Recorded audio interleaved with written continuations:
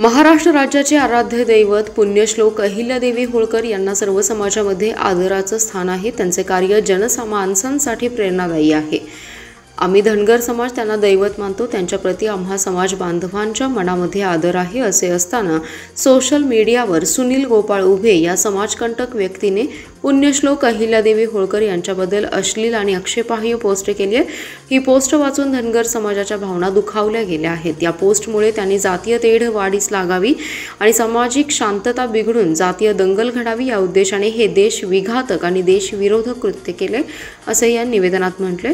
यावेळी ॲडव्होकेट चिमण डांगे, माजी जिल्हा परिषद सदस्य संभाजीराव कचरे, भानुदास विरकर, सुनील मलगुंडे, ॲडव्होकेट उमेश कोळेकर, प्रकाश कनब, गणपती वाटेगावकर, अशोकराव देसाई, ॲडव्होकेट विजय खरात, पैलवान राजेंद्र गावडे, सुनील टिबे, विजय तांबवे, मदन रासकर, चंद्रशेखर तांदळे, आनंदराव दवणे, स्वप्नील टिबे, आविष्कार नांगरे, बजरंग कदम, आदित्य यादव यांच्यासह पदाधिकारी आणि कार्यकर्ते उपस्थित होते।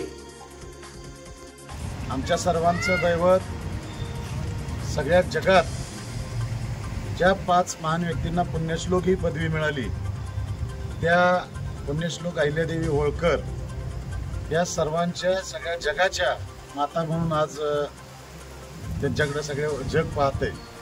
अशा आमच्या मातेच्या विरोधात सोशल मीडियावर काल पुण्यातल्या म्हणजे त्याला नाव सुद्धा घेणं चुकीचं आहे, त्याला आईनं काढलाय का जनावरानं काढलाय असल्या सुनील उभे या व्यक्तीनं वाचू नये अशा पद्धतीची पोस्ट सोशल मीडियावर व्हायरल केली आणि आमच्या तमाम धनगर समाजच नसता नव्हे तर पुण्यश्लोक अहिल्यादेवी होळकरांच्यावर प्रेम करणाऱ्या प्रत्येक व्यक्तीचा त्यांनी अपमान केलाय।